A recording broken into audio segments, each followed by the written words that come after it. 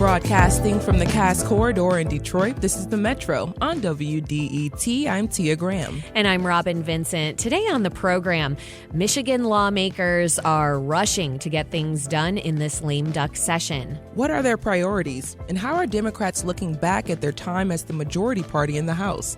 That change comes in January. Colin Jackson of the Michigan Public Radio Network gives us some inside info from the halls of power in Lansing. Also, Michigan Central wants to help startups to grow and thrive. We'll look at the support it's offering. And the lived experiences of transgender people are often misunderstood. We'll spend the second hour of the show learning about the barriers they face in daily life. And the progress that's been made to support them. But first, the city of Detroit isn't lacking talented, motivated people, but access to resources that could help further those goals often are out of reach. Michigan Central wants to change that. In partnership with the state of Michigan and Detroit at Work, the Michigan Central Talent Innovation Training Fund was created to support startups. More than $1.5 million will go towards skill building, growing, and diversifying Detroit's business community. Joining us in studio to talk more about the new initiative, we have Clorinda Barnett Harrison here. She's the Director of Skills at Michigan Central. Welcome to the show. Thank you. Good morning. Clorinda, now before we get started, are you a Detroiter? Absolutely. East Side. I knew the next question. Did you? Very good. Good work, Clorinda. I know, yes. I love to ask that question, of course, because it just helps you understand where the person, especially if you're from this area, you understand a little bit more about the perspective and the work that you all want to do. So, Clorinda, Michigan Central just opened this year, ending in 2024 with a major announcement. Set the stage. What is the Michigan Central Talent Innovation Training Fund? Yeah, so it's a fund that helps founders who are emerging and really on the leading edge of innovation find the talent that they need. Oftentimes, they have very bespoke needs in terms of the type of talent, but we know Detroiters are primed and ready for those opportunities. And with a little training, they can access family-sustaining wage jobs in the new economy. And when we think about, of course, what employers are looking for, what are some of the most sought after skills right now, especially as folks are coming into the city of Detroit and building new industry? Yeah, so many of our companies are in the deep tech space and in the mobility technology space. So they're looking for people with technological aptitude. They often are leveraging some of our core skills that already exist, like production technicians and auto technicians. But with additional skill building, they can take those more traditional skills that we're accustomed to with our automotive industry and transform them into future of mobility jobs. And who are you trying to attract to this particular, to the industry, and how do you go about the outreach? Oftentimes we see so much focus on young people, but young people need help too as well, but all people need help in the city of Detroit right now. So who are we trying to attract? Yeah, so we really have a cradle to career strategy where we're working with pre-K-12, we're working with post-secondary students, but this particular training fund is targeted at working adults in the city of Detroit who need reskilling and upskilling so that they can participate in what we believe the future economy to be. And of course, being from the city of Detroit, growing up here, same thing with myself, there are certain things and skills that we weren't taught growing up, and there's certain things that could have been in schools and in the different spaces and places that we were growing up, but they just weren't there. So when we see cradle to career, how do you implement those goals, especially being a Detroiter, knowing some of the gaps? Yeah, so it's really about partnerships with us. You mentioned earlier that for this particular initiative, we're working with the city of Detroit and their Detroit at Work office, as well as the state of Michigan. But we also work with Detroit Public Schools Community District in creating a mobility career pathway. We have partners like Google Code Next that are delivering education programming right inside of the train station. In fact, they were our first tenant. And we're working with universities to make sure that we're retaining that high skill talent in the city and throughout the state. And just thinking about cradle to career once again, and the benefits, not just the benefits, but the the positives that we'll see coming out of a workforce that has the skill set to support some of the industry that we're seeing come here. If you can, just elaborate a little bit, of course, on reskilling and upskilling. What does that mean, especially when we talk about folks who've already been within industries and they need to learn new skills or maybe even brush up on some of their old skills? Yeah, so what I'm really excited about is that this is about inclusive innovation.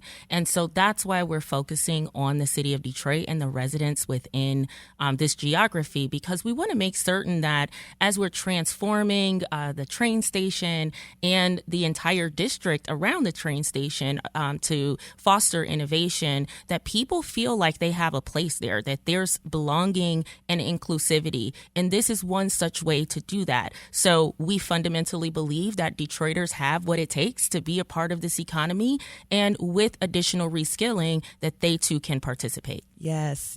So, but of course, continuing on, Clorinda, let's talk about adult worker, or as an adult worker, or especially from some in the blue collar industry, non-tech jobs. How long are we expecting the training to take, and how long are we expecting to see, I guess, benefits once again, or seeing this no longer being a place where we need to have initiatives and funds and different things like that, when we can start to see a true pipeline of individuals doing this on their own. So how long do you see these trainings lasting, and how long do you expect to see some type of growth? Yeah, so the average training is about 8 weeks, and it's on the job training. We really didn't want to be prescriptive with the founders and the emerging companies that we're working with, because we know that they're developing new technologies, and that means that the skills that they need are also new to all of us.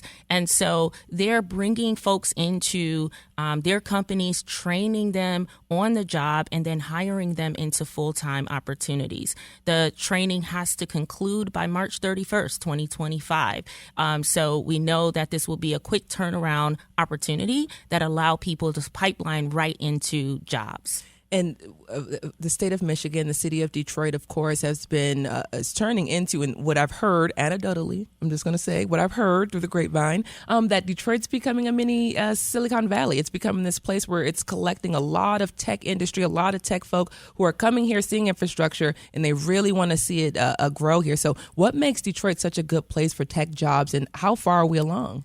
Yeah, so Michigan Central is really fostering that industry, and we partner with organizations like Black Tech Saturday, which was incubated at Michigan Central. In fact, we have an event on December 14th, and Femology that's focused on women founders. And so not only are we growing that industry, but we're also making certain that Black and brown founders and women founders, people who are generally underrepresented in the tech space, are also participating in that industry, starting companies and hiring people from the city. Which Black Tech Saturdays is an organization that we work with quite often here on the Metro. We talk to them often on the Metro and about the things that they're experiencing, about the trainings and the folks that they've been able to bring into the industry and to grow within the industry. But they also talk about barriers, Black Tech Saturday does, and they often talk about trying to absolve some of those. So let's talk about those barriers for a moment. What are some of the most common challenges people are facing when they want to reskill or break into the industry, especially without those resources? Yeah, so the first one is the psychological barrier, right? Like, is this for me? Do I belong?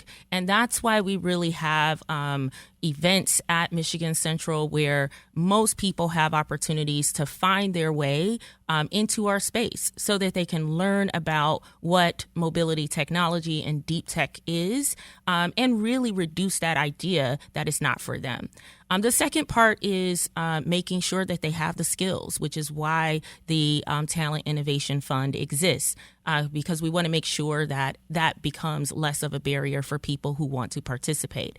And then lastly, and this is really important as it relates to our partnership with Detroit at Work, is reducing transportation, childcare, and other basic need barriers that Detroiters might face, and they help to mitigate that, and that's why that partnership is essential to what we do.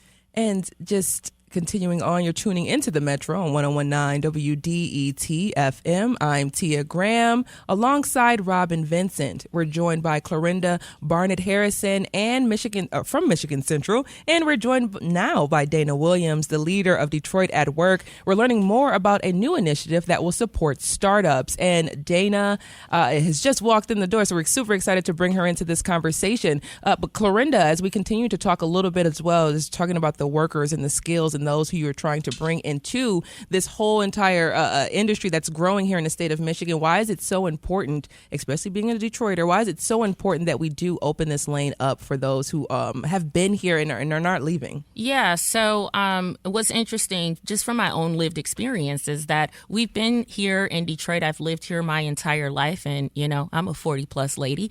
So I've been here for over 40 years, and we've seen the ups and downs of the city, and now we have things like the Michelin 3-star rating, and everyone's excited about Detroit. And those of us who have been here deserve to participate. We deserve to have access to equity and access to opportunity. And so fostering and making sure that those opportunities are available is super important, because we want people who have been here to continue to be here and experience the best of what the city has to offer. And I just want to say as well, love that Michigan Central also included recently Yellow Light Donuts inside. So that was great to see that addition there. Yellow Light is like absolutely amazing. Love that. Not good for our waistlines. No, though. It's not. I was just talking to Robin about that. I said, I feel like I just ate too many donuts, but it was worth it. But Dana, bringing you into the conversation and having your experience with Detroit at Work, especially this being one of those really, really important tasks for the mayor and his administration, especially as he's leaving,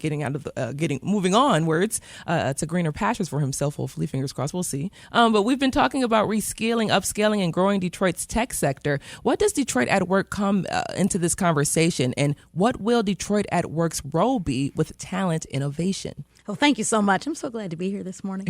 Well, one thing I just want to start off with, I really can build on what Clorinda was just saying, right? So that was really Mayor Duggan's whole focus. So as he had continuous investments in the city, we've got new businesses coming here. He wanted to make sure that the Detroiters that had been here and stayed here had a place in all of the development. And so that's really why this partnership with Michigan Central works so well, is because they're being intentional about making sure the pathways for Detroiters into these really innovative jobs exist. Whether you're an entrepreneur, or if you're an individual who wants to work for them, or if you simply want to build your skills there and then go out into the larger ecosystem to support the manufacturing and mobility community, the tech community that's really become real hot here in Detroit. It really has. And Dana, just thinking about some of the touch points that we've been able to talk about, the city of Detroit, once again, has no lack of talented folks. There's talented folks everywhere you look in the city of Detroit. So if we did not have something like what Mayor Duggan has really, really worked hard to do within the administration to have pathways for Detroiters who've been here, what would this scene look like? What would this area look like if we didn't have these pathways starting to open themselves up? Well, I can say this. Our poverty rate would certainly be at least 10% higher than it is today. There would be 50,000 fewer Detroiters working than there are today without the efforts of the Detroit at Work system. So we are in every single district. We are no more than 3 miles away from every Detroiter who wants to get access to employment and training. And so without those community-based organizations who are running those centers, who know the neighbors who are situated near them, who are connected to the commercial corridors that are also near them, and then, of course, us here downtown being connected to all of the businesses that are here, Detroiters would simply be more disconnected than they are today. But we do have to be real, too, right? So because of the situation of the economy of our city, we've got to have a system here that goes above and beyond to unlock talent. We got a lot of talent. We know that talent is dispersed evenly, but opportunity is not. And so that's another way Detroit at Work comes in, right? So we help to remove barriers and to make sure that once employers are hiring Detroiters, that they can stay in those jobs, right? Don't not go to work today because you got a car issue and you can't fix it. Don't not go to work today because you're not sure how you're going to pay your utility bill. Don't not go to work today because you got a child care issue, right? Call Detroit at Work first. Let us help you to manage that so that you can continue to participate in all the opportunities in the city. And, you know, my question to that, because I just want to fill that in. So basically, any person who's working in the city of Detroit could give you all a call and say, hey, I'm having some issues, and you could possibly send over transportation, or you can send over some type of help. That's what you're saying? That is what I'm saying, particularly those, though, who are at certain income thresholds. Yes. We're really here to be that safety net for them. But absolutely, anybody in the city who is working, who's having some challenges, please call us. We also know the economy is changing a little bit here right now. And so folks who may be thinking about a career change is another reason to give Detroit at Work a call. And Dana, sticking with you for just a little bit, what are major needs you're seeing in Detroit's workforce? What resources are needed? I think about the gaps. Once again, we were talking just a little bit about some of the gaps that need to be filled throughout the city of Detroit, especially when employers are looking for certain skill sets. Where are they? So we've got, of course, gaps in terms of some of those barriers that we were just talking about, right? So we're really trying to go all in, and this is actually a state effort on childcare. It is very real. It isn't necessarily that we don't have enough childcare is what I'm learning here. It's that people don't know where to find it. We've got some good resources in the United Way and in some of the city's efforts and with the Tri-Share program at the state. But it's time for the ground game so that we can really understand what's happening in the neighborhoods in terms of childcare. And we're going to bring Clarinda back into the conversation. Last question. What should anyone interested in applying or learning more about the program know? And then we'll bounce back to Dana to talk about the folks who, what they should do. So go ahead. Yeah. So companies that are located in southeastern Michigan who are smaller, emerging companies, they can go to michigancentral.com. They'll find the application for the Michigan Central Talent Innovation Fund that will allow for $7,500 per person that they're willing to hire and train into a job that pays at least $20 an hour with full fringe benefits. That is based on a threshold that ensures that they are accessing family-sustaining wage jobs. Once those companies apply, we'll work with Detroit at Work to make sure that we're identifying the right kind of talent to fill those jobs and ultimately get trained. And it's a win for the companies, and it's a win for the Detroiter that's looking for an opportunity. And Dana, what's your message to people who aren't sure if this is for them? So I say just reach out to DetroitAtWork.com or call us at 313-962-WORK and talk to one of our career coaches, and they can help you walk through that process to assess whether or not these jobs are right for you. Don't count yourself out is what I'll also say, right? Say, well, I don't read well enough to do that, or my math is not good enough to do that. You don't know that. And so let us help you come in, help you build those foundational skills so that you can be a part of this change too. I love that. Clarinda Barnett Harrison is the Director of Skills at Michigan Central, and Dana Williams is the President and CEO of Detroit at Work. We spoke with both leaders about the Michigan Central Talent Innovation Training Fund. Thank you both for joining us on the Metro today. Thank you for having us.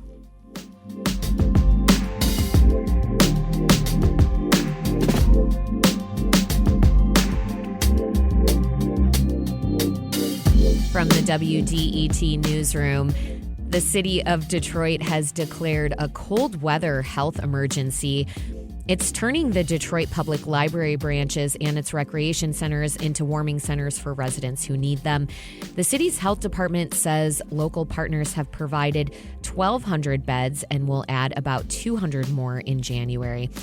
Detroit Rescue Mission Ministries will have an overnight shelter available through tomorrow afternoon.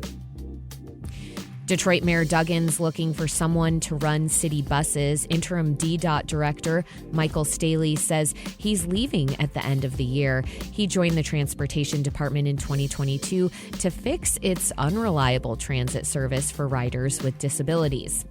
Since then, Duggan says paratransit arrives on time 97% of the time, and ridership has grown 25%.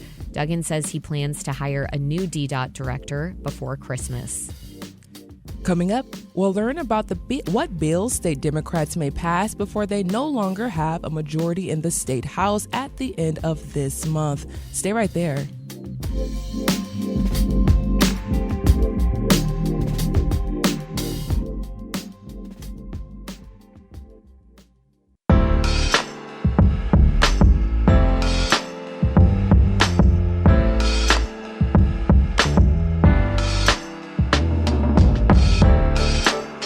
Welcome back to the Metro on WDET Detroit Public Radio. I'm Tia Graham. And I'm Robin Vincent. We're going to turn our attention to the Michigan legislature and head to Lansing. Democrats have had control of the state House, Senate, and governor's office since the 2022 midterms. The so-called trifecta government meant the legislature and Governor Gretchen Whitmer could pursue and advance a policy agenda without Republican support. But that's changing. Michigan House Democrats will lose their majority in January, and with it, the trifecta government they've enjoyed for the last 2 years. So what have House Democrats accomplished thus far? And what legislation are they passing in the final weeks of the lame duck session? Here with us to break it all down is Colin Jackson. He's a reporter for the Michigan Public Radio Network. Colin, thanks for joining us. Thanks for having me. So we're in the final weeks of this historic legislative session. That means you're maybe a little busy, maybe a little. Just a little bit. Just a little bit. So thank you for making the time for us. So this is the first in nearly 4 decades where one party has control of the state House, Senate, and governor's office, as I mentioned. What are the House Democrats up to with just a couple weeks left to pass legislation? Yeah, well, I mean, the running joke about lame duck is this is always that time of year when someone waits to the very last minute to finish their assignment for the semester. And so we're seeing a lot of things that have been kind of laying around on the agendas finally appearing for floor votes or committee hearings that hadn't before, that had just been waiting in committee. So some of these things are open government bills. You know, for example, the state Senate passed legislation to expand the state's Freedom of Information Act laws to the legislature and governor's and executive branch.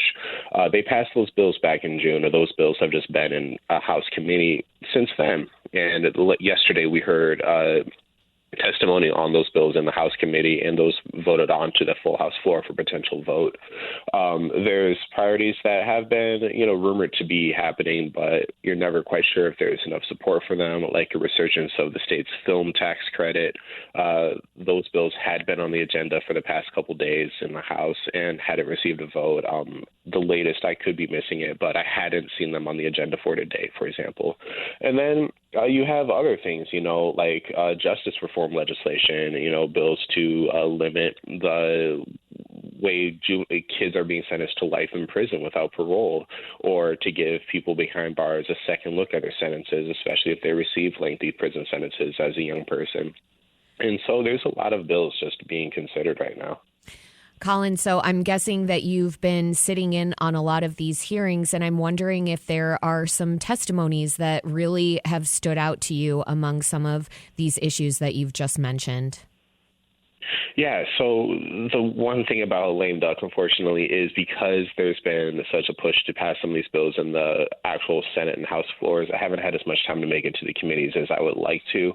But just when I think back to the different committees that I've been to throughout the time in the legislature, I mean, you see some of these heartfelt testimonies about how policies have affected them, especially around the issue of justice reform. You see the people who talk about either that have been in prison or family members of people who have been imprisoned for a long time. And they talk about either they're maintaining their innocence, or maybe some of them acknowledge, they were guilty, they were in the wrong, and these were things that they did as young people. And now they want nothing more than to have a second chance at proving their worth to society and making up for whatever they may have done. So you also see testimony from people who feel like they don't want the law to change. You see people who are scared about being re-traumatized and all that, So those are some of the things that are at the top of my mind, especially as we see this final push for justice reform. Some things that didn't get a committee hearing, there's legislation that would allow people who are in the country without authorization from immigration authorities the ability to receive driver's licenses or state IDs. This is something that this community thought was going to get a committee hearing last legislative session when Republicans were in charge. That committee hearing was dropped. The bills were dropped from that committee hearing. They never received a hearing. They had a lot of hopes that Democrats would bring this up. They've been around the Capitol for weeks now, trying to push the issue and trying to jiggle these bills loose from committee, or at least get a little bit of movement on them. And that hasn't happened so far. So you also see kind of those issues as well popping up around the Capitol and those emotional stories. Yeah, so that really illustrates the human impact of these state policies, and you get a front row seat to that, which is important. I wonder, so it sounds like the overall mood at the State House is one of students in the 11th hour facing having to face their procrastinating ways. Some of us can relate to that from our time in school. What else? How else could you describe the mood there, the feelings there? What else are you sensing? I'm sensing a lot of frustration just that it took this long for some of these bills to get hearings, or this long for some of these bills to get votes. I think that especially among House Democrats, because that's where you are seeing this time crunch where they're losing the majority. The Michigan Senate will still remain in Democratic control for the next 2 years. The governor's office obviously will remain in Democratic control the next 2 years. But you're seeing some of this frustration that, what took so long? Why weren't Democrats able to do the tough things and get some of those tough things done? You're seeing that frustration, I think, play out for a lot of folks. And then, within Michigan, there's a waiting period between bills passing one chamber and heading to another chamber. So, for example, if something, next week, or I guess the following Monday, the Monday before Christmas, is the last day on the legislative session calendar as written right now for lawmakers to meet. So each bill has to be let's say a bill passes the state house, it has to be before the state Senate at least 5 session days before it can even be voted on. So that means it's not just, we have until, the Monday before Christmas to pass some of these bills. If you're in the House and some of these bills haven't made it over to the Senate already, this week might be one of the last chances for any of these bills to get to the finish line. And after that, you're just working with bills that have at least passed one chamber or the other, what may happen with that. So there's, again, a lot of anxiety, too, about what may happen, what may not happen. I haven't even mentioned, some of these proposals around sick leave policy, the state's upcoming changes to sick leave policy or minimum wage policy that business groups, restaurant industry groups have been advocating for. Yeah. To this date, haven't seen any changes as well, Colin, that's been a big one. The minimum wage, the back and forth at the State House. What can you tell us about that? Yeah, so the restaurant industry groups have really put together this impressive campaign around this idea of Save My Tips, and this comes back down to the idea that when the changes to the state's minimum wage law take effect next February, that's when you'll start seeing this phased in over the course of years policy that would allow tipped workers to eventually be paid the full minimum wage instead of the sub-minimum wage that they're currently making. Right now, businesses are allowed to pay tipped workers like your servers, bartenders, et cetera, a fraction of what other minimum wage workers are making. But that's as long as tips or whatever they're making, tips hourly, the average out to be more than that minimum wage. And then business is supposed to make up for that difference otherwise. And so what you see the restaurant groups and industry groups saying is once that goes away, once that tipped wage credit goes away, you'll see costs for businesses and restaurants go way up. They'll have to charge more money. They'll have to cut back on staff. And they're presenting the situation where essentially they're saying that tips could go away, and they're saying that that bartenders and servers, they don't want to necessarily be, they're arguing that bartenders don't want to necessarily be making the full regular minimum wage, where they feel like with tips and everything else, they can be making much more than that an hour. So there's been a heavy push at the Capitol, with servers, bartenders, other people who are receiving tips to show up to the Capitol wearing these Save My Tips pins that you see. But really that's a law that's going to get phased in over time. So what you're also seeing is this push to change sick leave policy, where and changes around how much guaranteed sick leave anyone that works a certain amount of hours is expected to receive. And so you're seeing Republicans and these groups really push toward it, and Democrats for that matter as well. But I really haven't sensed that sense of urgency from Democratic leadership to get this done right now versus next year when Republicans take control of the House. And this could be something that could potentially be used as a bargaining chip or something like that for other negotiations. So that's where things are right now, where you see the industry groups as hopeful that something will get done in these final days of lame duck. But I haven't really seen that pressure at this point in time from my own perspective. You're listening to the Metro on WDET. We're talking about the Michigan legislature's lame duck session. What have the State House Democrats passed this week? What's their legacy after 2 years of a Democrat-controlled state government? We're talking with Colin Jackson, Capitol reporter for Michigan Public Radio Network. And Colin, before we close out here talking about the legacy that you see that Democrats will leave behind here after they lose the majority, tell me about one more initiative. What's going on with landlords and renters regarding source of income protections? Yeah, so this is something where the legislature had actually sent some of the bills in this package. It was split between the House and the Senate to the governor's desk. Some of these bills went to the Senate went to the governor's desk weeks ago. Molinari hasn't signed them last I checked. Last night, the Senate voted to send the rest of the bills on the package to the governor's desk. So at least that's something that housing advocates have asked for. And what this would do was essentially, if you're receiving housing vouchers or other some form of government assistance, landlords wouldn't be able to choose not to rent to you just because you're receiving some sort of government assistance, rather than making, the standard, let's say 30 or 40% income requirements, monthly income requirements that are commonplace among some rentals. And, housing advocates are saying this is really important because they're saying housing vouchers should count as income when it comes to housing, because the rent's being paid, and regardless of how you're paying for it, you still deserve safe housing. But then you also see opponents saying, well, if someone's maybe receiving housing vouchers or something else, they may not necessarily be as reliable tenants as another tenant, or they're saying that this really limits the ability of landlords to vet tenants that they rent to. And so we saw that discussion play out yesterday on the state Senate floor, some exchanges between Democratic and Republican members ahead of voting. But regardless, these bills are now at least heading to the governor. Okay. Colin, what do you think? Will the House Democrats' legacy be from this period of time while they had the majority, that is?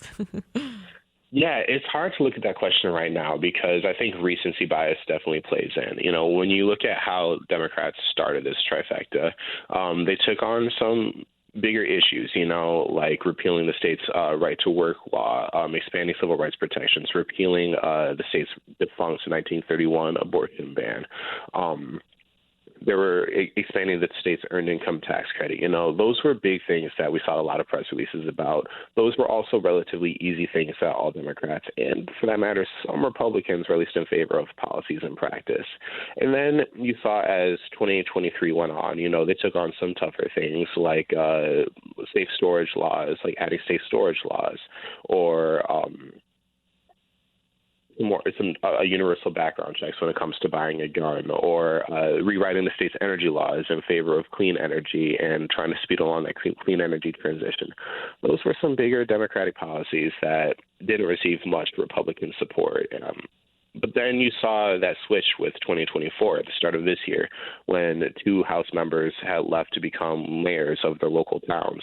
And because of that, the House was at a 54-54 split. And there's no tie breaking in the Senate. You need the majority of members who are elected to office. So if you don't have that one Republican vote, if you didn't have that one Republican vote to make it a 55-53 majority, the bill just died. Or if it tied, if you have 54 Democrats, 54 Republicans, it died. So because of that, you saw a lot of things just stalling and not being passed. And we saw that kind of continue even after two more Democrats were seated through special elections. They passed their budget. They didn't really pass a lot of big ticket, sexy items. And I think that disappointed a lot of advocates who felt like Democrats were squandering their chance. And now, you're seeing that play out even in conversations where some Democrats feel like they squandered their chance and people aren't necessarily surprised that they lost the majority. Versus other Democrats say, interest groups and others should be a little bit happier, where like labor unions and housing advocates and other people, they're saying they got a lot more than what they would have gotten otherwise, and politics is the art of the possible.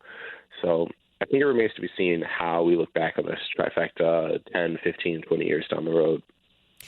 I want to go back to just one thing that you mentioned, which is the expansion of civil rights. The Michigan legislature was able to codify LGBTQ protections as part of the Elliott Larson Civil Rights Act last year. And I just wanted to bring that up because it pertains very much to a discussion we'll be having later in the show, looking at rights for transgender people.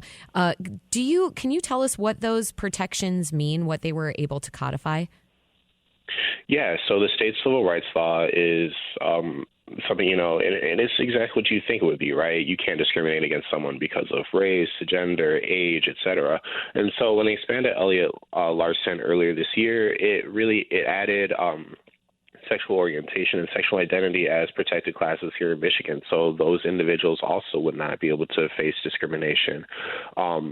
There's some other bills that had intended, especially around the issue of LGBTQ protections. There was an attempt to extend the state's hate crimes law, because right now Michigan doesn't actually have a hate crimes law. It has a law against ethnic intimidation, even though that law doesn't actually mention the word ethnicity at all throughout the entirety of it. And there was a lot of discussions around that and whether or not that expansion should include trans rights and trans protections, and that led to some division within the state legislature as well. So I think that LGBTQ advocates would like to see a little more protections, but we did see Democrats, expanding this Elliott Larson Civil Rights Act in various ways, including, with the tenant source of income protections that we had just talked about. That would change the civil rights law to include source of income as to include protections for source of income when it comes to tenants' rights as well. There's also attempts to help, with maternal health care to include lactation status as another protected class. And so you've seen various conversations about how to use state civil rights law to accomplish some of these anti-discrimination goals. Colin Jackson is a Capitol reporter for the Michigan Public Radio Network. Colin, thank you so much for your reporting and for breaking down some of that reporting for us here on the Metro. We'll talk to you again after the Republicans take control of the House in January. Yeah, thank you so much for having me. Bye, Colin. Have a good one. You too.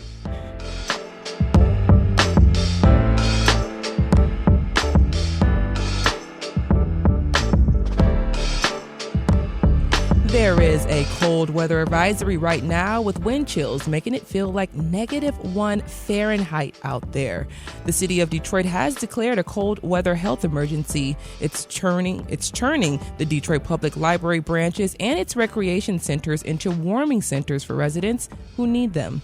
The city's health department says local partners have provided 1,200 beds and will add about 200 more in January.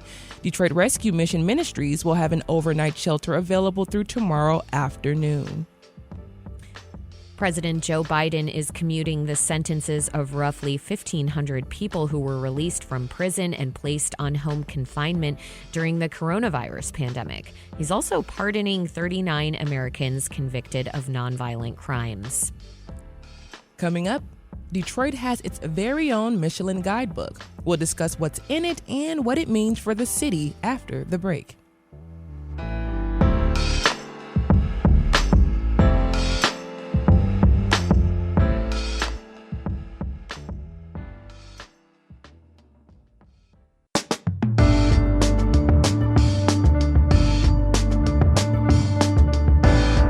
Welcome back to the Metro on WDET, Detroit Public Radio. I'm Robin Vincent. And I'm Tia Graham. And Robin, one of my favorite things about having you on the show is the fact that you went away and you came back to the city. And some of the things that you've been able to talk about, like lighten you up. One of my favorite things you talk about is the light, the sign that's there at Simmons and Clark Jewelers. Oh, yes. Yeah, and that's I one love so that what else did you like? retro neon sign. Yeah, what else did you like when you got back?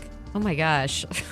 How could I just possibly name off one thing? I liked the fact that I continue to like the fact that I can walk down Cass Corridor at night and not be looking behind my shoulder. Snaps to that. Yeah. That's a plus as well, and that's something that I've also noticed. If we're able to walk a little bit more freely in some spaces around here. So, Robin, I love that. And Detroit has been a destination for travelers for years, and more recently, the city has received national and international attention. The magazines Condé Nast, Travel and Leisure, and Time have all listed the city as a place to visit. And now, a complete travel guide will show visitors where to go when they arrive. Visit Detroit announced yesterday, a new Michelin guide for the city of Detroit, complete with a list of places to eat, drink, shop, and play. Joining us to discuss this new book and what it could mean for tourism is the president and the CEO of Visit Detroit, Claude Molinari. Claude, welcome to the Metro. Thank you so much for having me, Tia. Of course. So first things first, what is a Michelin star for folks who don't know? So Michelin is the foremost authority on tourism and travel and restaurants. And when you are, your name, like a 1 star is like worth seeing. 2 stars is like you should definitely go there. And 3 stars, you could plan a trip around just going to this. Yes. In Michigan or Detroit is right now. Are we a 1 star, 2 star, 3 star? So downtown Detroit is labeled as a 3 star must visit, as well as the DIA, the Guardian Building, and Cranbrook, and the Henry Ford Museum. So this is a great accolade for our destination. And really, I look at it as a validation of our destination. When Michelin, a group that specializes in this, decides that we are only the 10th city that they've chosen to invest in bringing one of these travel guides to publication. That's a huge honor for us, and I think it's something that we should be very proud of and recognize that we've changed that narrative. Yes. It's taken some time for sure, but it's definitely a narrative that is changing across the country as well as across the state. But just building off of it a little bit, the Henry Ford Museum is actually my alma mater. I went to the high school inside of there. So when you said that, I thought, of course, I know it's a world-class space, but other folks know it as well. So that's really dope. But this guidebook is a little different from the restaurant things and ratings that we're familiar with Michelin. What's different about this book? So it really concentrates on attractions and tourism. So that if you're, and frankly, we started this, this was originally a French version that we launched last month because the French travelers have surpassed Germany as the second largest travelers to the United States after the UK. And so for us, it was very important to, as we go after the French travelers and try, there's a lot of synergy with Detroit and Paris and France, that we felt this is a great way to go about it. And it was a 2-year project getting Michelin to agree to it. But now that we've got it, we feel that this is going to be a game changer for us in attracting that international market. Yes, indeed. And often, honestly, when you think about Michelin star, I would think because of the robust food scene we have here, that we would just be talking about food and Michelin stars, but we're talking about the city itself. So you talked to us a little bit about that partnership building up over 2 years. How did Visit Detroit and the Michelin Company actually decide this is something that we should do and this is something that will work? Well, it's interesting. I had talked to my team probably about 2.5 years ago and said, all right, who are we working with in France, fully knowing that we didn't work with anybody there. We had no presence. And so we really started to, we got with an ad agency out in Paris and great team that we're working with there. And then the Pistons did an NBA game in Paris against the Chicago Bulls. And we did a big activation where we took over a mall there. And all of a sudden people are like, what's this Detroit situation? And, Robin mentioned just a little while ago about, feeling safe here. And again, that's a huge challenge that we have, that there's a perception issue of Detroit. And every time we do something, and when we have a Michelin, when we have an NFL draft, when we have a huge convention choose us, that's another step towards changing that narrative, changing that perception that this is a great place to visit and it's a safe city. It's a safe city. That's the most important thing that we should definitely hit on. The fact that it's a safe city. Just thinking about the book, of course, and I'm looking through it, and there are so many different things that you've highlighted, not just places, but there are also just really cool art that you all have highlighted within every single community, the Eastern Market Murals Tour, and so many other spaces that, as you broke it down, you also broke down the murals. So why was it important to do that? Well, I think that Detroit is being world recognized as a place where murals and street art is really better and different than almost everywhere else. And there's been so many awards for it. And there are people, frankly, in the art scene that are like, I'm just going to come because I want to see this and see all these things. And it's interesting you talk about like Eastern Market. I had a bunch of our customer advisory board people, and we did a walk just of murals from Eastern Market to downtown Detroit to Midtown, and they were enthralled. They were like, this is amazing. This is exactly what we were hoping for. Yes, and that's another thing. I see them all the time, so I take it for granted when I'm driving past or I'm looking, and I just, there's the girl with the pearl earring. There's this, there's that. But that's a huge thing for visitors when they come and they see the city of Detroit and they see our walls adorned that way. It's just a beautiful thing to be able to export that. You're listening to The Metro on 101.9 WDET. We're discussing Detroit's new Michelin guidebook with Visit Detroit President and CEO Claude Molinari. Now, Claude, there are some landmarks missing from the neighborhoods of the city. No Heidelberg Project, the African Bead Museum, and so on and so forth. Why did you all collectively decide to include some and not others? The book is 160 pages. It could be 350 pages. I think, and also as Michelin made 5 trips to Detroit, and we brought them all over the location. And I think that, certain things made it, certain things didn't. But I think that in the future, we're going to be expanding upon that and continuing to highlight things that maybe didn't make the cut this time. Yeah, so many spaces. I was looking through, and I looked through, and I said, I don't see WDT. But it's okay. We'll make it there one day. We'll make it on there one day. But there's a narrative as well. We talked about it just a little bit as well. There's a narrative that the city of Detroit and officials and leaders are more interested in developing and promoting other parts of the city. That's something that's known. So what do you make of that, and how does that play into the guide, just expanding a little bit more? Well, I think it's important that all citizens are represented within the region. I think that marketing is got to be targeted and focused.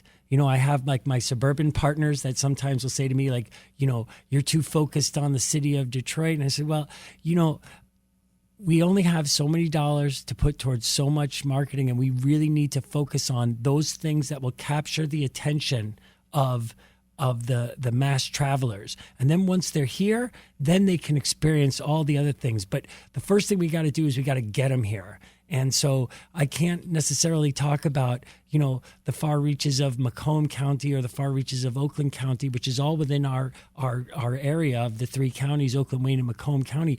When we're saying like the front door is Detroit, we got to get people excited about that. Once they're excited about that, then we can pepper them with all the other things that are really what makes Detroit so special and interesting.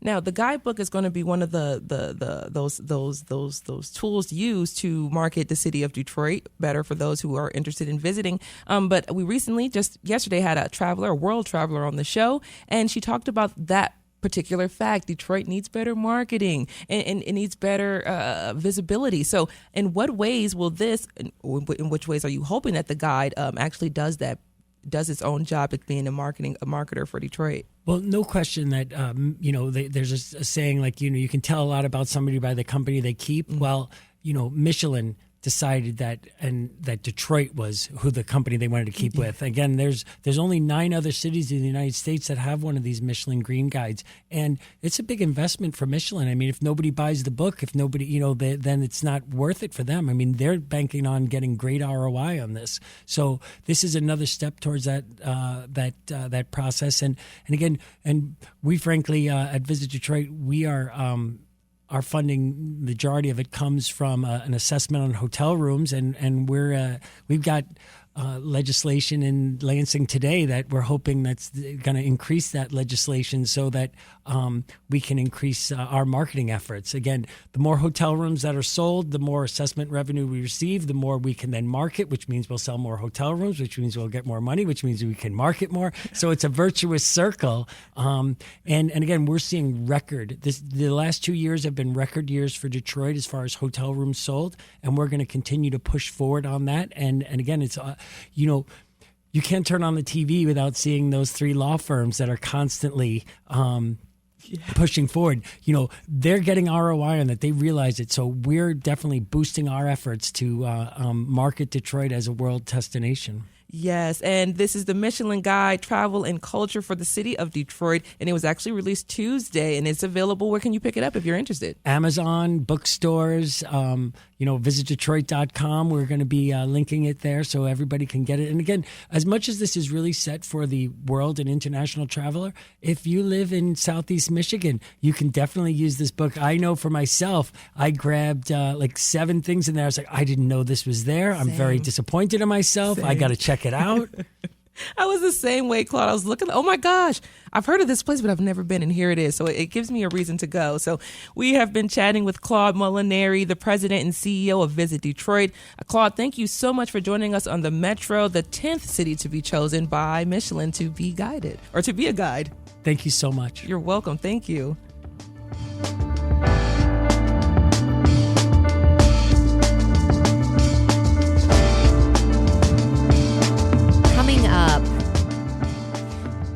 What is it like to move through life in Metro Detroit as a young transgender person?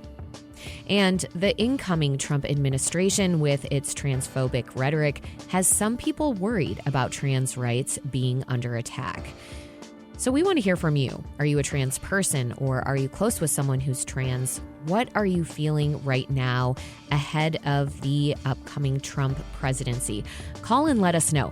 The number is 313-577-1019. We'll dig into that next after the news from NPR and WDET. This is WDET-FM, Detroit Public Radio, your connection to news, music, and conversation.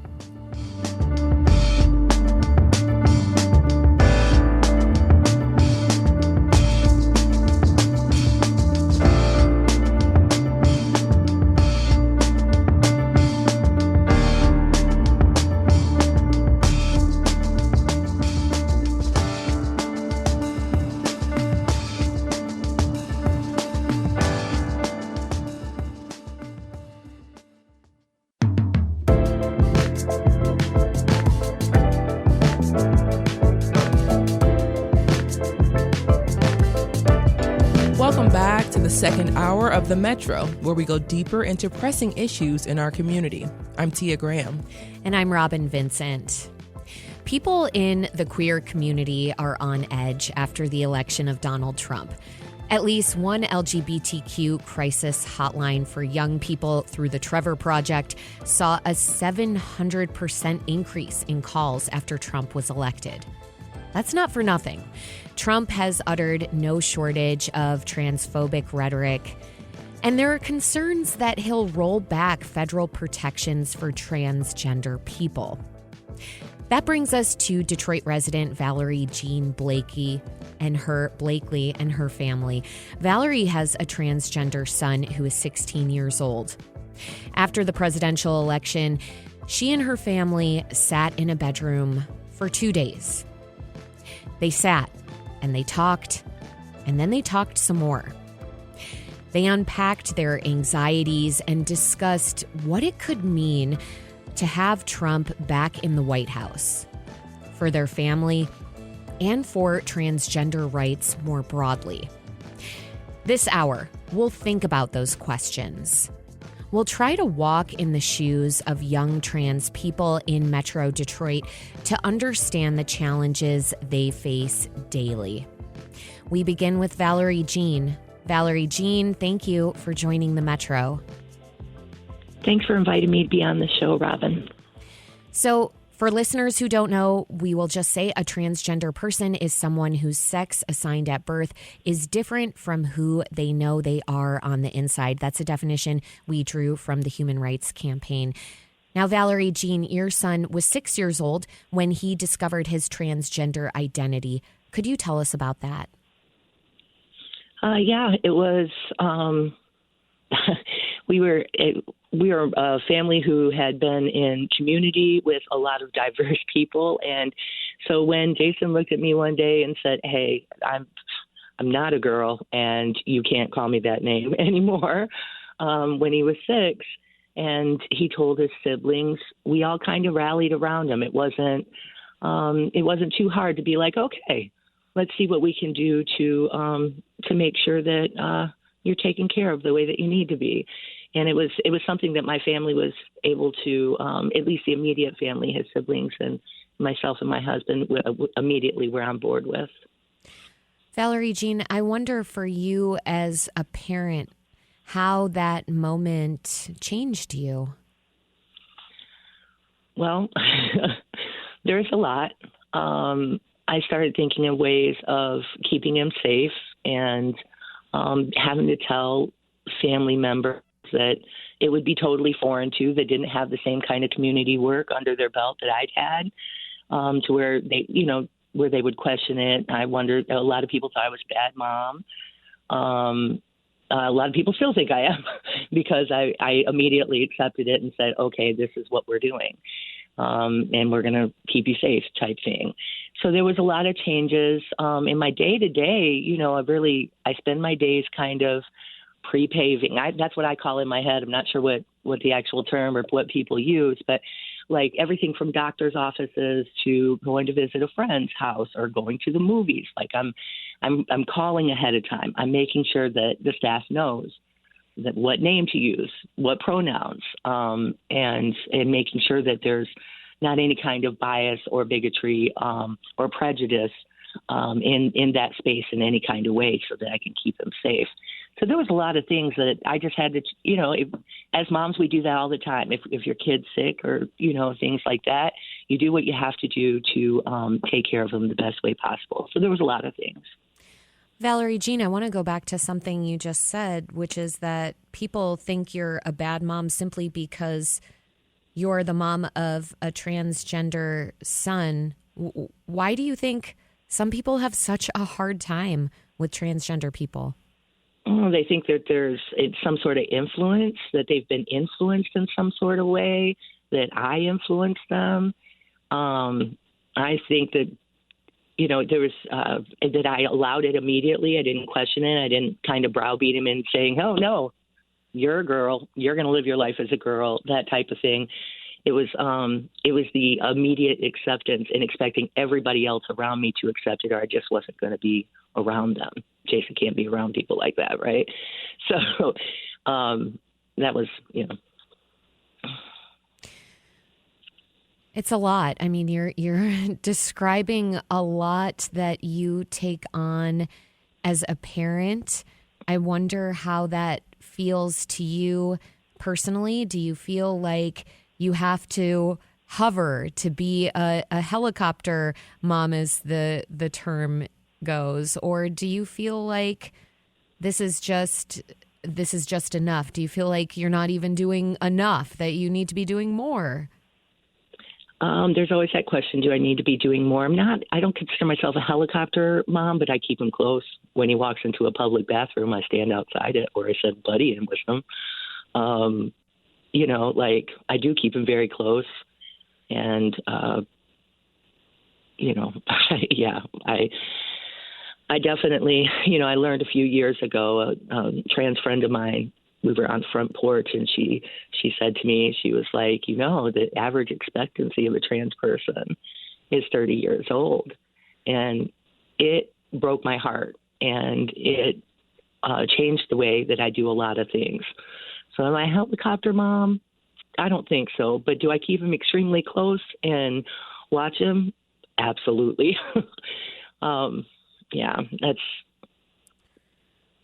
It sounds that it's It's out of necessity. It's out of safety. It's Yeah. what you need to do. Go ahead. Well, when we sat in the bedroom for those 2 days after the election and kind of held each other close and talked about it, he has 4 siblings. I have 5 children and 3 grandchildren. We all kind of sat together with it. Like, what does this look like for us? And of course, they're Black too. So, like, beyond everything, racism and hate towards queer people and trans people, like, all of that really had to be unpacked, all of the fears. And we had to really reassure each other that we were going to take care of each other and that we were going to look out for each other and we weren't going to let anything happen. Can you talk about that, the intersectionality? Because when we think about the challenges that transgender young people are facing, those challenges are intensified for a transgender Black person. It becomes that much more likely that that person is going to be the target of hate in some way, shape, or form, or that they're going to experience mental health issues or potentially try and commit suicide. Yeah. I mean, the whole thing, that's why you got to love them so hard, right? And protect them so close and keep them so close. But yeah, the whole thing is very difficult to navigate. And it is, Black trans people are targeted more than any other demographic of people. So it's something that every day we navigate and try to manage. Yeah. Valerie Jean, we've been talking about some of the challenges. I wonder what you have observed that's gotten better when it comes to the way that your son moves through the world. Right now, it doesn't feel like things are getting better. It feels like they're getting worse because there was an immediate backlash after the election. I mean, online, people, second the election went through and when they found out that Trump had been elected, people online from that are Trump supporters immediately came for trans people, like immediately. Like, these aren't people. They have, like, dehumanizing them. They have mental problems. The parents who allow them to be that way, the kids, they're harming them, and they put, like, out. It just, of course, I'm in all these circles, so I was paying attention. But it was so stark to me. It does not feel like it's getting better. It felt like it was a little easier when he was 6, to be fair, because it didn't seem so, like, the hate and the bigotry didn't seem so, violent then, I guess. Now it seems, for me, I feel like I'm always on an alarm, like, it doesn't seem like it's getting better right now. Not today. For you as a parent. I wish that I could say that it was, but I don't see that. How do you deal with the stress? For you as a parent, you're trying to protect your kids, but then there's also your own safety and well-being. How do you take that time for yourself? Are you able to? Yeah, I'm really lucky to have I have a really great family and support system around me. The ones who weren't supportive, I don't hang with.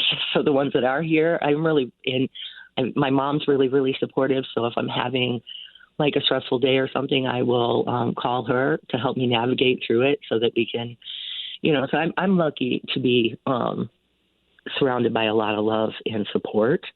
I think that my husband and I have intentionally done that since he was 6. Like, we were going to make sure that we had support, and I'm very blessed in that way. I really am. I'm glad to hear that you have that really crucial network of support. When you mention your mom, I realize she lives in an area, though, where you don't feel that comfortable walking around with Jason. Is that right? No, there will be no walking around. Talk about that if you would. We'll roll it, and I won't say where it's at, but Well, it's from a place that overwhelmingly, they sent a small town that sent 2 buses to January 6th. We can at least say it's a small town in Michigan. Yes, in Michigan. Okay. Yeah. And so it hasn't felt safe there for a long time, for a long time. So you roll in at night, you stay there. She lives in a, in the country and, in a rural area outside of town. So you roll in, you stay there. Because I want to be with my mom. She's getting older. I have to be able to visit her, care for her. And Jason needs to be able to be with her. All of my kids do. So we go in and we hang out there. Any shopping or anything that has to happen, I do, or she does. We don't take the kids. And then we roll out back to Detroit. We don't stop at any restaurants or any stores or anything like that. It's just simply not safe. You just kind of, I know that sounds crazy that you roll in at night and roll out and you don't stop anywhere, but that's an absolute truth for us. It just is what it is.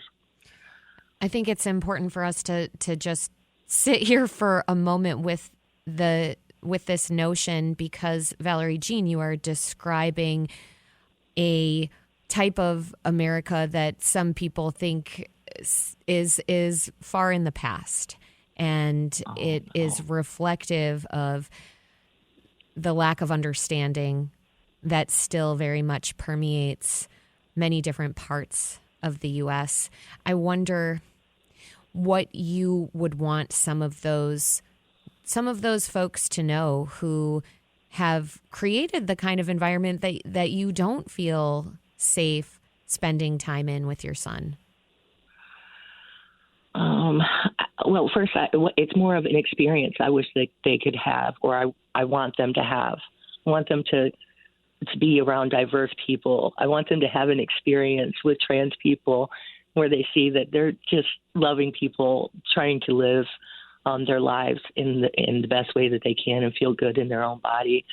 So I actually really wish for an experience for them, because that's the only thing that's going to change hearts and minds. Had I not had that experience, I might not have been immediately accepting.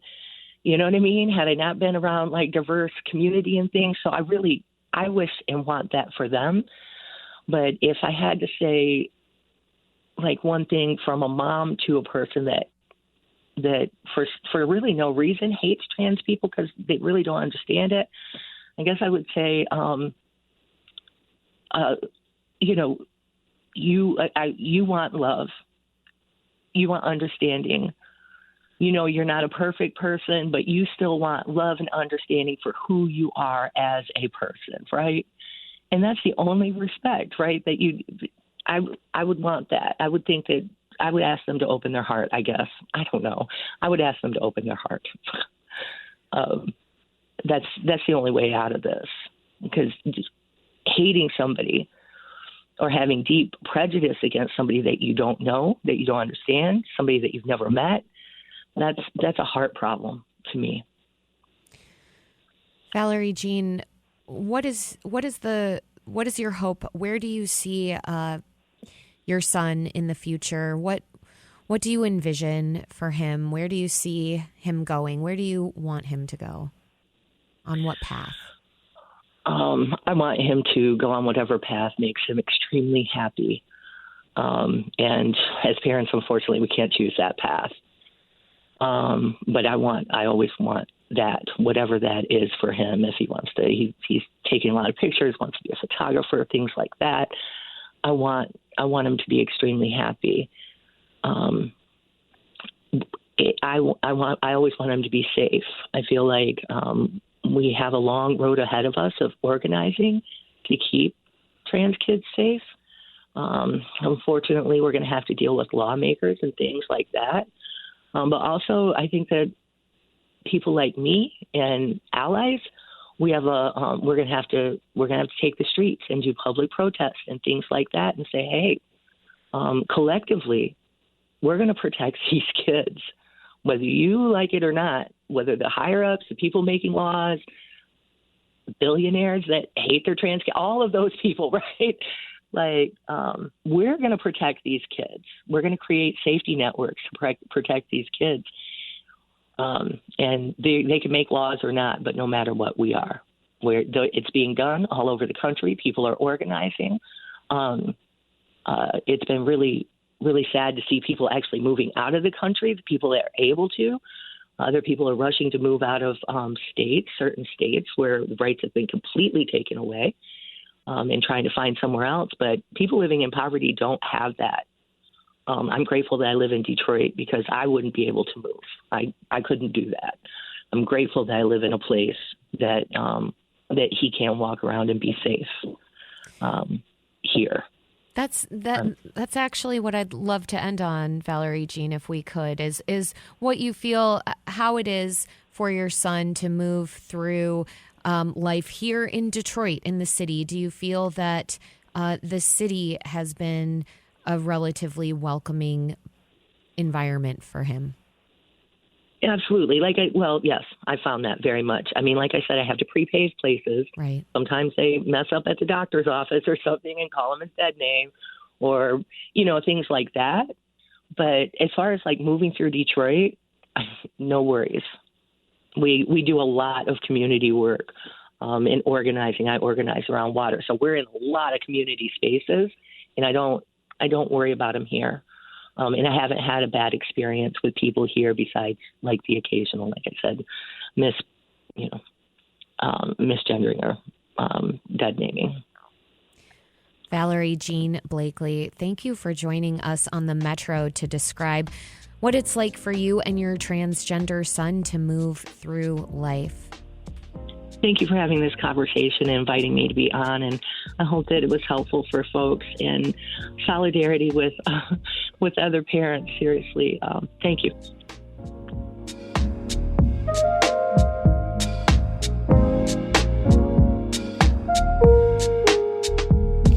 If you're struggling with some of the experiences we've been discussing, there is help.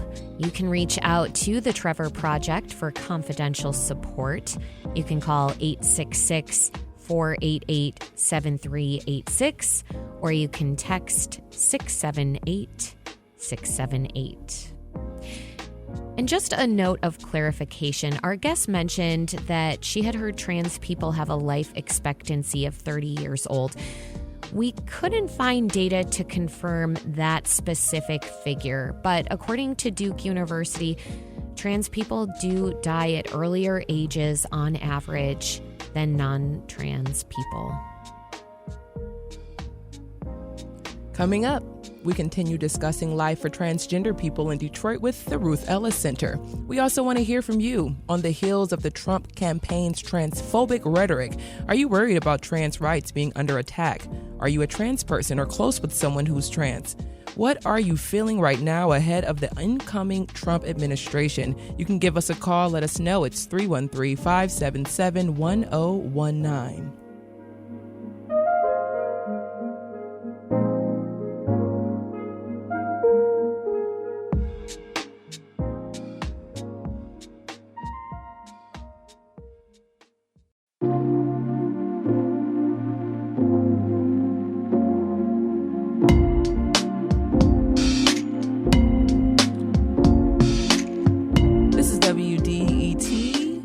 Graham, you're listening to The Metro. And I'm Robin Vincent, and today we have been talking about transgender people in Detroit, and we want to hear from you on the heels of the Trump campaign's transphobic rhetoric. Are you worried about trans rights being under attack? There is the concern that federal protections will be rolled back under Trump. Are you a trans person? Or are you close with someone who is? Or are you just concerned about human rights more broadly? What are you feeling right now ahead of the incoming Trump administration? Give us a call. Let us know. The number is 313-577-1019. As well, just to remind listeners, there is a cold weather advisory right now, with wind chills making it feel like -1 Fahrenheit out there. The city of Detroit has declared a cold weather health emergency. It's turning the Detroit Public Library branches and its recreation centers into warming centers for residents who need them. The city's health department says local partners have provided 1,200 beds and will add about 200 more in January. Detroit Rescue Mission Ministries will have an overnight shelter available through tomorrow afternoon. As we mentioned, we're discussing life for transgender people in Detroit, especially with the election of Donald Trump.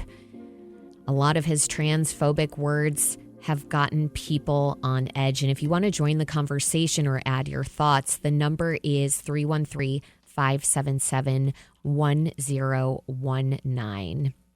Susan Radzilowski sees these kinds of challenges firsthand. She's a social worker with child and adolescent gender services at the University of Michigan. It provides care for young people who are transgender, non-binary, or gender diverse. She also lectures about transgender issues and transgender health at the University of Michigan, and she has a private therapy practice where she treats transgender youth. And as the parent of a transgender person, this work is personal for Susan. Susan, thank you so much for joining the Metro. Oh, you're welcome. Thank you for having me. So first, how would you characterize what's available for transgender young people in Metro Detroit and Michigan more broadly?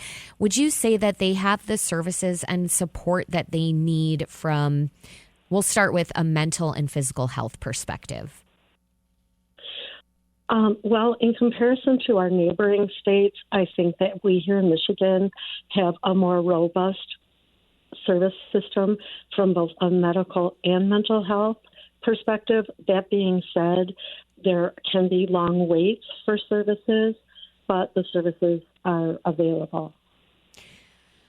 The services are available. They are very much in high demand, as you've mentioned, when we consider neighboring states where these services are not accessible. I'm thinking about, it's a long list. Ohio comes to mind. Indiana is another, I believe, Iowa, pretty much many of our neighboring states. But let's go back to some of it's not just from a mental and physical health perspective that transgender young people need support. What about in school and civic life? How would you characterize what's available to them here? The availability of school support is extremely important. In my opinion, the two most important support areas for young people are family, which of course is your home, and school and community. And my goal as a social worker is to assess the level of support both at home and in the school or community, and to help both improve protective factors like having supportive adults in your life, and to mitigate the poor impact or the adverse impact of negative situations perhaps at school.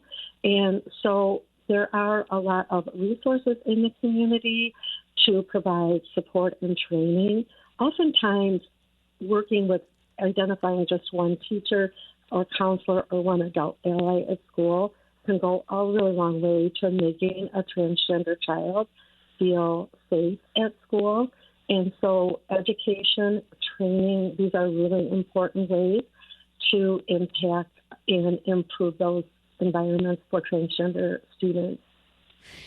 So, okay, these are crucial environments for transgender young people. Would you say that from your work, are they receiving enough of the support from family and schools? Are you seeing some trends, for example? That's sort of what I'm wondering. Well, I really feel it's highly variable depending on where in Michigan the child or family lives. Certain communities, in my experience, are perceived by the young person as generally more supportive. Other communities, I'm hearing reports from the young person or the parent where the environment doesn't feel as supportive. So oftentimes, some of the more populated communities tend to have more support. Some of the rural communities may tend to have fewer support. So in my role as a social worker, I do a deep dive into how the child is doing in school both from an academic or educational perspective and from a social, emotional, and safety perspective. And then in situations where support is lacking, we can work with the family and the school to troubleshoot and improve the support in the school. We do need to have, as a social worker, I do need to have a release of information. So if I have a child who's having problems at school, if the parent gives a release of information allowing me to discuss their student with members of the school, sometimes we can come up with a plan of support that looks at making that child feel safer, not only within their gender identity, but they may have other needs that are occurring along with their gender identity or their gender diversity. I see. And you would say you would characterize Michigan as somewhat supportive when it comes to what's available to transgender young people. And we know, again, that the same can't be said for neighboring states. I want to look at your work at Child and Adolescent Gender Services at the University of Michigan, because you've been seeing a lot more patients since gender affirming care was banned in other states. Can you talk about that and why that kind of care is important for young people? Yeah, in the clinic at the Child and Adolescent Gender Services, since gender affirming care for younger patients, which is under 18, was banned, particularly Ohio, Indiana, and Kentucky, they're our most adjacent states. We have those patients sometimes looking to travel here to Michigan for care. That can be really challenging on several counts. One is the traveling and the cost of traveling. Some of the families live far enough where they might need to stay in a hotel. Plus, they have the cost of driving, and they need to have some sort of reliable vehicle to get here. But another barrier can be that in some states, certain insurance companies have banned paying for gender-affirming care.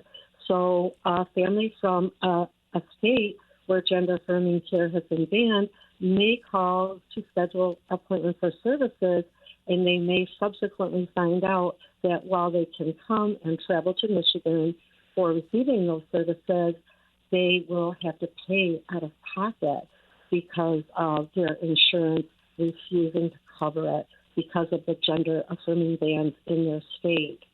Another problem for families in other states is that in states where gender-affirming care has been banned, some families are reporting difficulty accessing the medical records for their child. So our clinic, for example, we would want to see what services have already been provided so that we can assess the care that's been provided or if there are any gaps that we need to step in and ensure are provided to the child. But if the family is having difficulty getting the records, it makes it a little bit more difficult for us to know with complete certainty what's been done for that individual and what still needs to be done. So there's a travel barrier, there's the cost barrier related to insurance coverage, and then there's the information barrier. And it puts a great deal of pressure on the parent to perhaps secure those records. And sometimes the parent has to ensure that they're provided to the clinic.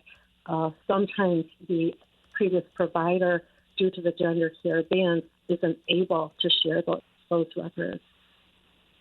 You're listening to The Metro on WDET. We're speaking with social worker Susan Radzilowski about her work supporting transgender young people. Before we let you go, do you think Michigan will remain a friendly place for transgender young people? I sincerely hope it will. I don't really have a way of predicting the future, but so far, the last few years, I think it has been a state where care has been provided and where young people are able to access the care that they need. So I truly hope that continues. Susan Radzilowski is a social worker and lecturer at University of Michigan and Wayne State University. She was discussing her work supporting transgender young people in Metro Detroit. Susan, thank you for joining the Metro. You're welcome.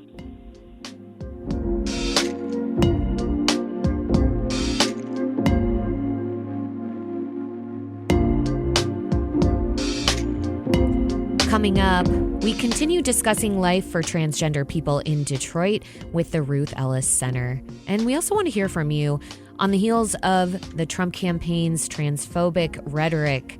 Are you worried about trans rights being under attack? Are you a trans person or close with someone who is transgender? What are you feeling right now ahead of the incoming Trump administration? You can call us and let us know. The number is 313-577-1019.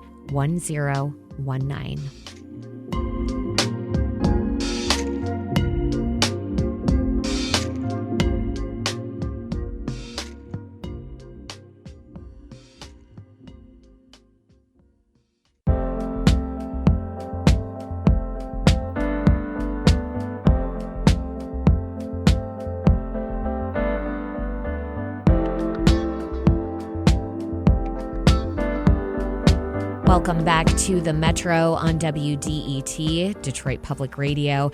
I'm Robin Vincent. And I'm Tia Graham. We're discussing life for transgender people in Detroit, especially with the election of Donald Trump. His transphobic words have some people on edge. If you want to join the conversation or add your thoughts, the number is 313-577-1019. Now, the Ruth Ellis Center. It's well known within the LGBTQ plus community, often being a lifeline for our most unprotected LGBTQ plus brothers and sisters. Ruth Ellis herself was dubbed one of the oldest and most proud Black lesbians of her time. Born in 1899, being out and loud about it was a frowned upon act. But that didn't stop her from coming out as a lesbian in 1915 and opening a shelter for queer people in the 1940s. Michael Price is the Director of Talent, Equity, and Inclusion for the Ruth Ellis Center. And Michael himself is also a man of trans experience. He's here now to discuss what it's like to be a trans man in Detroit and what resources are available, especially through the Ruth Ellis Center. Michael, thank you so much for joining us on the Metro. Good morning. Thanks for having me. Of course. So, for listeners who don't know, a transgender person is someone whose sex assigned at birth is different from who they are in the inside. That's a definition we drew from the Human Rights Campaign. So, Michael, starting with you, just jumping into things, where are we in the world today in terms of equity for transgender people, especially in the city of Detroit and Metro Detroit? Thanks for that question. I would say over the last 20 years, I've been very aware and in tune with my own personal journey to manhood. I've noticed that there's been some great strides in terms of accessing gender-affirming health care, including physical health care as well as behavioral and mental health care. There's been an emergence of more visibility amongst other trans masculine and trans men individuals within the community. I've been pretty excited to see the growth, which means that there's more access and more education and resources that have been expanding. However, there is a huge deficit in addressing the needs of trans people, particularly trans men. And I think it's important that we do kind of stick on that as well, because, Michael, you're a man of trans experience. And oftentimes we see a lot of the rhetoric or conversations towards trans women. So can we talk about some of the things that aren't being spoken about when we talk about men living with a trans experience? Thank you so much. There's a lot that I can say, but I know we have a limited amount of time. However, I will say that there have been numerous deaths amongst trans men that I have been privy to related to suicide. I know a lot of my fellow trans siblings, such as our trans women, trans sisters, even folks who identify as non-binary, have been victims of homicide. However, in my side of this complicated world, I'm noticing a lot of silent deaths taking place within people's homes related to substance use, related to, like I said, suicide. And so there is a lot of work to do related to understanding the mental health needs of brothers that I am experiencing community with. But because of some cultural things and family decisions, a lot of that information isn't shared publicly, but because those of us who are in tune and are connected to those stories, we hold them dear. And, if we're talking and trying to speak about things right now in black and white, which nothing in this world is black and white. When we talk about things, we live in shades of gray. But when we talk about this in a black and white type of way, and we talk about the role of men in our society, this is there's a connection there where, as a trans man or living as a trans man with the experience there, that, you're holding on possibly to that societal pressure as well to hold up to this certain standard of what it means to be a man. So when you are coupling that with all the other things that are happening within the community, what are some of the thoughts that are coming out in the conversations that are coming out about how to address mental health?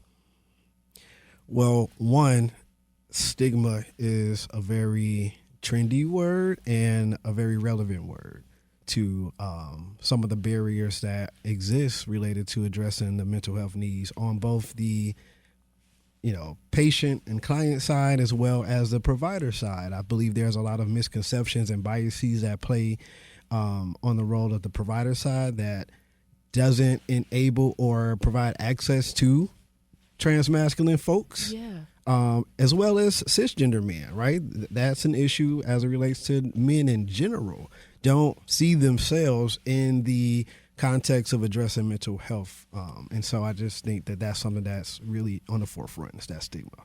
And Robin actually spoke earlier with a mother of a transgender son. Yep. And Valerie talked just about intersections. You all both talked about intersections and having some of those things collide and what it looks like in those spaces and places. And, we talk about being Black, of course, being in the Black community, living a Black experience in the city of Detroit, but then also you living as a man of trans experience and trying to navigate those two worlds. Can we talk about your upbringing first as we talk about that particular intersection and what it was like growing up? And I'm assuming you're from the city. West Side. All right. The best side. But so just talk about growing up and being in that intersection and what it was like. Well, for me, I'm an 80s baby, so let's start there. Grew up, having a lot of fun and learning about my environment during the 90s. And one of the most one of the biggest memories of my mind growing up was when I witnessed some of the media coverage on the murder of Malice Green.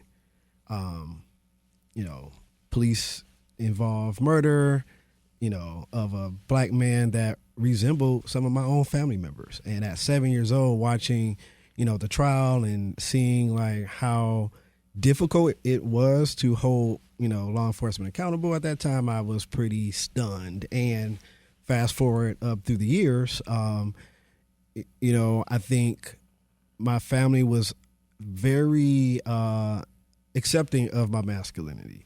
Although I was named a certain name that I no longer use, provided a gender, and some clothing that didn't necessarily apply to me internally. I did the best that I could, but my family also allowed me to explore. Yeah. So yes, that was important. Yeah, that is. Thank you for bringing that bringing that to the conversation. I think it's important to highlight and to note that Malice Green was a 35-year-old Black man who was killed by two white Detroit police officers in 1992. And 1992 just was a year of a lot of upheaval. It was happening in L.A. with the riot. It was so many different things that were happening in 92. So honestly, at 7 years old, you started to see your innocence kind of going away because of the things that you were experiencing in the media, not just with Black people, but then also what you were starting to experience as you became of age, what was the rhetoric surrounding those who are within the LGBTQ plus community. So as you're coming to age, you're starting to truly come into yourself.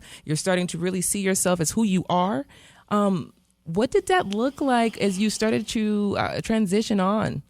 It wasn't until this morning I realized I had a lot of fear related to embracing my masculinity. Some of it was related to things that I saw in the media, such as the murder of Malice Green. Yeah. That made me afraid to even, embrace masculinity, even as the child that I was assigned to be. I still felt afraid because I felt like, okay, would this masculinity be weaponized against me? And over years, I was able to be around community and to learn from other people. And my mother, she was just an open book and pretty well-rounded and down to earth. So she always exposed me to many different people, and there was no limits around that. But yeah, I just really believe that a lot of those different examples and the things around me helped support me to kind of learn more about who I am and how to achieve that. But then there are other things in the media, such as Jerry Springer or other talk shows. I don't want to target or name any specific ones, but there were certain talk shows that made me even more afraid to tap into my gender identity and sexual orientation. So it was tricky. This is the Metro on WDET, Detroit Public Radio. We're talking with Michael Price from the Ruth Ellis Center. Let's go to the phones to Gideon in Plymouth. What's on your mind? Hey, thanks so much for taking my call. So I am a non-binary person. My fiance is trans, and we had been planning to get married in October, but because of the incoming administration, we're basically getting married at the courthouse this month just to make sure, we're protected. And in case the worst comes, we still have each other, and it's a lot harder to dissolve a marriage than it is to create one. Thank you, Gideon, for calling and relaying that to us. Michael, I'm wondering what you're seeing at the Ruth Ellis Center in terms of people feeling like they have to change plans and throw their life into upheaval right now in anticipation of the Trump administration coming into the White House. Yeah, so at the Ruth Ellis Center, for those who don't know, we have a focus on creating opportunities for LGBTQ plus young people to help build positive futures for themselves. And there are numerous conversations that have surfaced related to their feelings. There's a lot of fear. People are expressing a lot of fear. Then there's also a group of individuals who feel pretty disconnected and are very disengaged. And we recognize that these are probably trauma responses based on the things that we know about trauma, about, just how trauma impacts the LGBTQ community in general, especially the Black and brown community. And we're just doing our best at the Ruth Ellis Center just to provide a space of refuge and support. Thanks again to Gideon for calling and sharing your point of view with us on the Metro. We want to go back to the phones to Anka in Royal Oak. Hi, Anka. Hey, good morning. Good morning. Nice to hear from all of you. You're a planetary citizen here. And what I wanted to say, I'll try to make it quick. Trans rights are human rights, and they're also civil rights. And people need to understand that 1% or less of the population are transgender. And you might meet a trans person in your life, and then again, you might never know if you met a trans person. The problem is with that people in our perception of us stem from misogyny and, of course, trans misogyny. That's the hate of women. And that springs from patriarchy. Now, I can tell you that there is an agenda. We do have an agenda. They say we have an agenda, and yes, we do. The trans agenda is this. Let us live in peace without abuse and violence and with the same rights that you have. In Michigan, we're lucky that our executive women have been champions. The cis women have championed for us. And we're fortunate to have places like Affirmations Corktown, LGBT Detroit, groups like Trans Sisters of Keller, and of course, Ruth Ellis. They're havens for us, safe places, and places where we can receive health care. But trans care is as difficult to find as it is a trans woman. Now, you might not know this, but one of the richest women in the world is Martine Rousblatt, and she's a trans woman. She's involved with multiple degrees and a PhD in sustainable building, communications, satellite. She is an attorney and a doctor. She was the highest paid CEO in 2013, earning $38 million. And her specialty is in bioethics. So you can see that we're just as capable as anybody else, all right, and doing whatever else, all right? And, to turn us into a bathroom issue or a medical issue is a distraction and a false flag. It's as comical as it is pathetic. And when we speak about the medical part, doctors are liable. People, are they that ignorant that they don't understand? They have rules and laws that they have to abide by. Protocols. There's an organization called WPATH, the World Professional Association for Trans Health, and a physician has to abide by this. They can't just do whatever they want willy-nilly because somebody wants them to. It takes quite a bit of steps to get to where you need to be. Anka, of course, I love when you call into. We love when you call into the station, not just on the Metro, but whenever you call in. Thank you so much for your call this morning, Anka. Anka just mentioned a number of organizations that provide support for trans people, and one of those is the Ruth Ellis Center. Michael, what's the significance of your organization and the safe spaces that you all are creating and the resources that you all are providing? Well, I'm proud to say that the Ruth Ellis Center is and has been the primary organization within our area that provides specialized services specifically tailored to the needs of Detroiters, young people under the age of 30, folks who identify as Black and brown. We do provide housing services and programs. We have integrated health care. We work alongside Henry Ford to provide primary health care for our young people. We also have, drop-in services where young people could come in and utilize the showers and get some food, get a hot meal, learn about employment opportunities, and a lot of different things that are really going to help them reach their fullest potential. And I want to say thank you once again to Anka for joining us as well. We had Gideon on the line. But before we do let you go, Michael, there are often times in my brain whenever I'm thinking about conversations and thinking about the things that we talk about in general, especially when we talk about transgender and transgender lives. What do you make of, or what do you say, or how do you sit with folks who simply will not see transgender people in a human way? They don't see the humanity there. How do you sit with that? Well, one, it's very difficult to sit with because I believe that everyone has compassion if we tap into it. And I often feel a sadness for people who refuse to tap into that empathy, that compassion. And when I hear folks say that they don't agree with it, I am often challenged with that because I don't think this is a matter of agreement. It's a matter of trusting that people know who they are and allowing them to do that and be that. Michael Price is the Director of Talent, Equity, and Inclusion for the Ruth Ellis Center, and Michael is also a man of trans experience. Michael, thank you so much for joining us on the Metro this morning. Thank you for having me. Thank you.